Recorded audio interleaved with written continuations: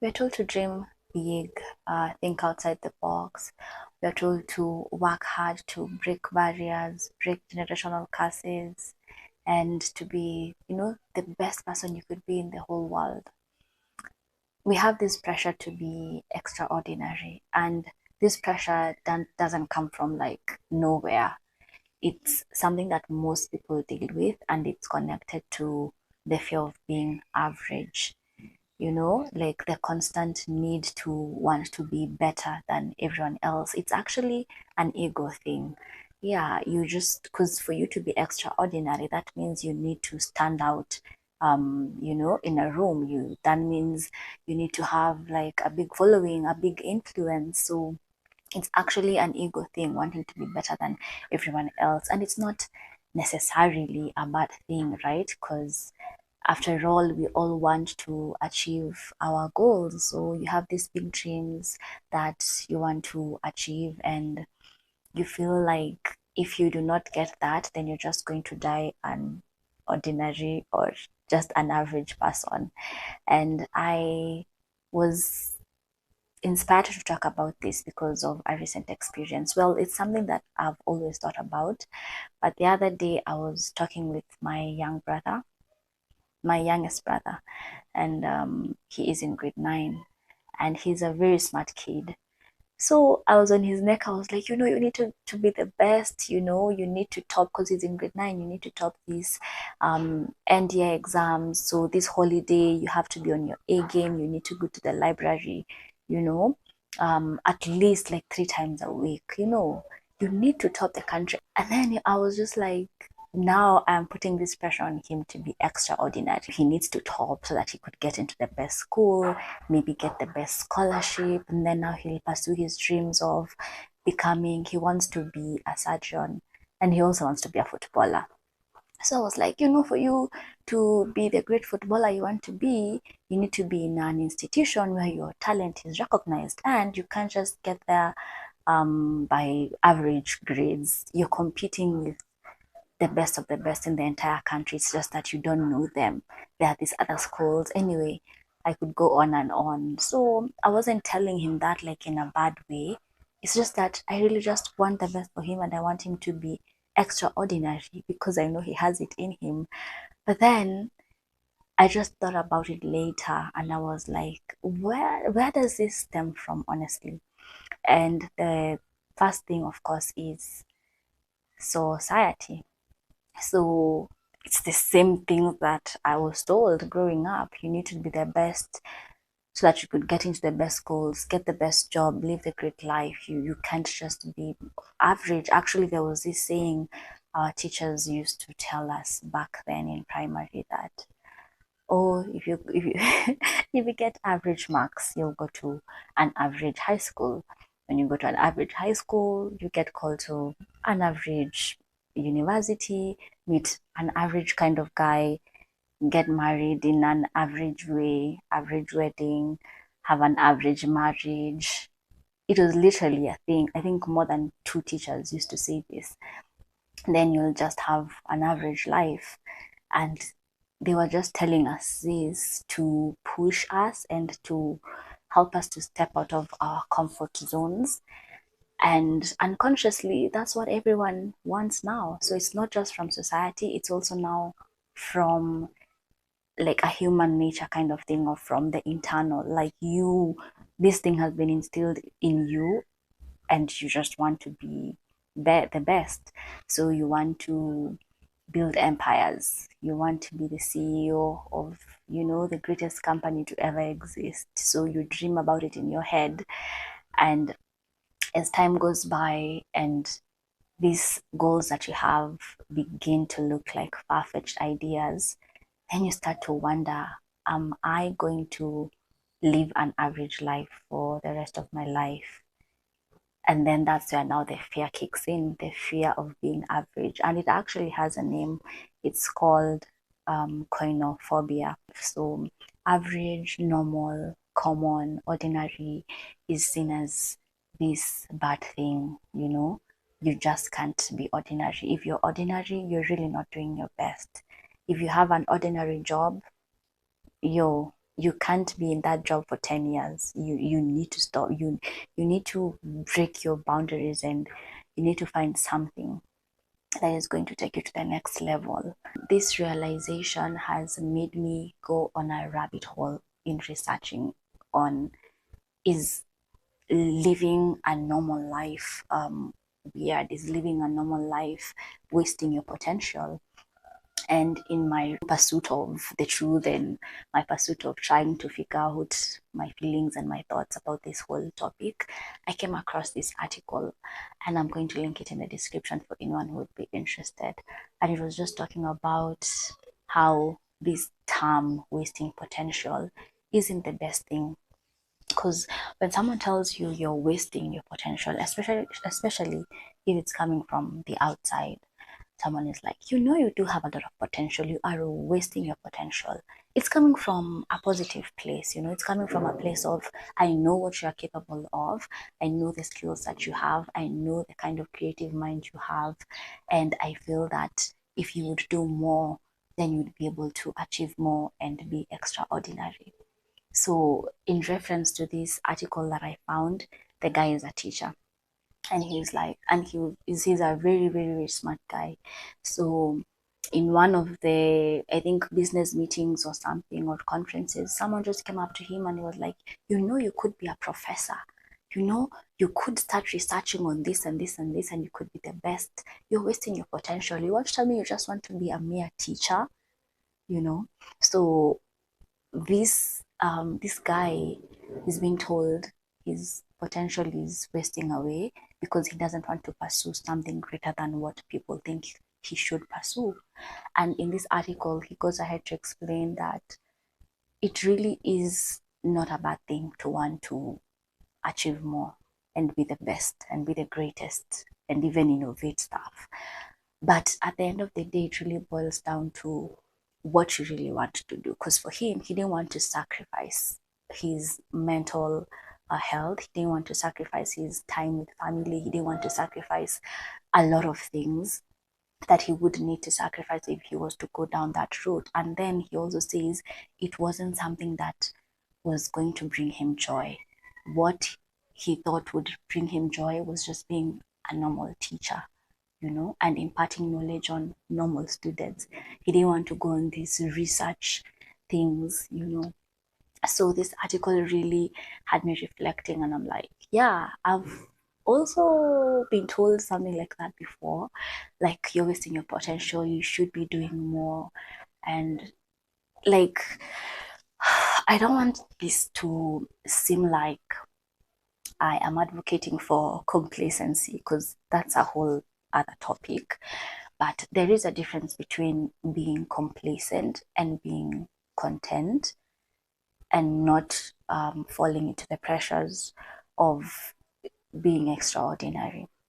And I think that it's about time that people accepted this reality that we cannot all fulfill our potentials. Given the time limit that we have in the world, the energy we have is all limited. And if you're going to go full on with something, then that means there is something you're going to compromise. And the funny thing is that for extraordinary to exist, there has to exist the concept of ordinary. So the thing that actually makes people extraordinary is the existence of the ordinary people, the common people.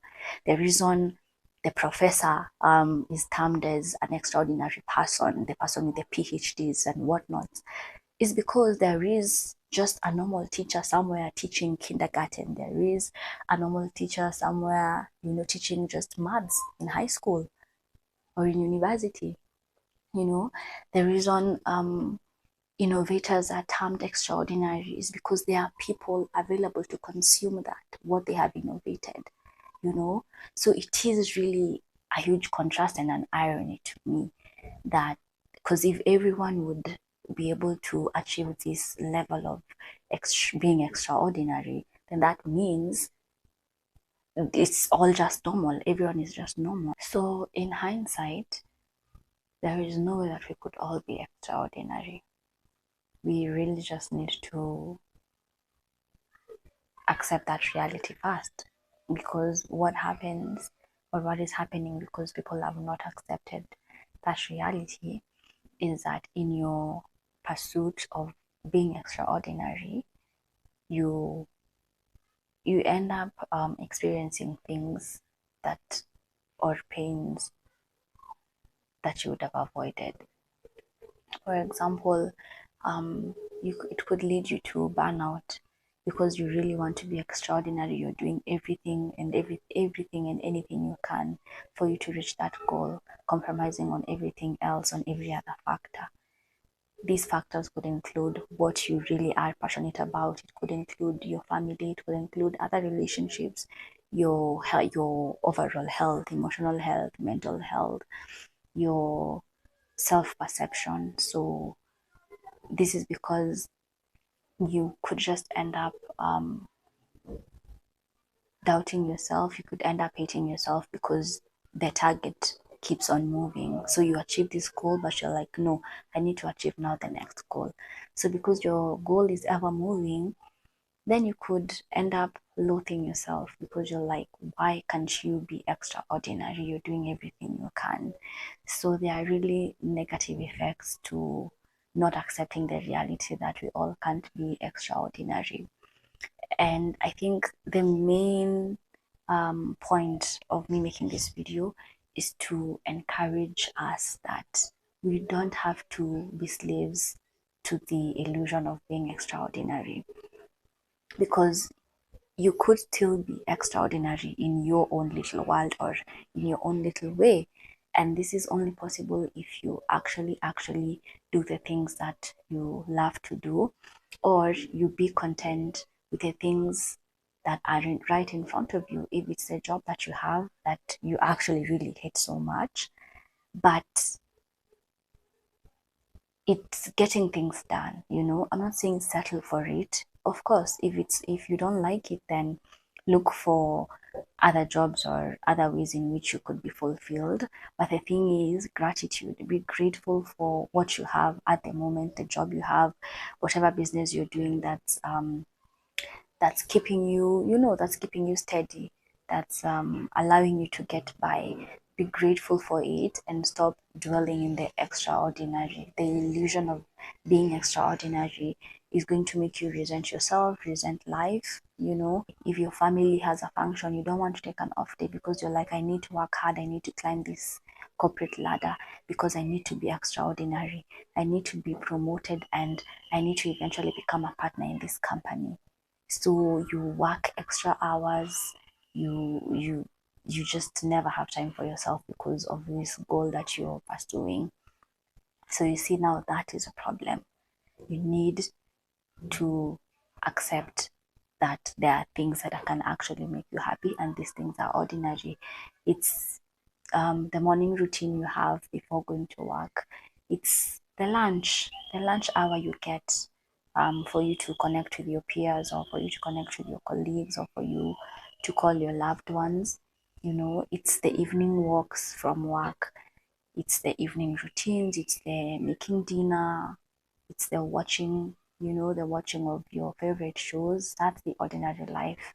And you have to find joy in the ordinary life, because otherwise you stuff your mind and your body and your soul with this illusion of being extraordinary. Then you'll never live a contented life. Though I know being content is subjective. It really depends on what contentment means to you. But then again, that's another thing. It should be a choice. Like, contentment is a choice, otherwise you will never be content. So yeah, just focus on what is meaningful to you, the things that are meaningful to you, the things that actually bring you joy, the things that spark your creativity, spark your imagination, the things that you do that actually make you feel like you're alive. And being faithful to whatever it is you're doing, being kind, being loving. It's really just about, I think, values. If you have values that are not external, then it would be easier for you to accept the ordinary and just live a normal life. We all don't have to be billionaires. We all don't have to be Albert Einsteins. We all don't have to be Stephen Kings. We, in our own little ways, are extraordinary. And I just wanted to encourage you to accept that stop fearing being average is something that I'm also trying to do. Just be grateful for what you have, be grateful for the passions that you have, and pursue them faithfully without compromising who you really are to suit this narrative of being extraordinary. As I close, the other thing also is that we need to stop resenting those who are extraordinary, because it just didn't happen by sheer luck. And if it did happen by luck alone wasn't enough to keep the momentum going. They had to work hard and they had to stay consistent.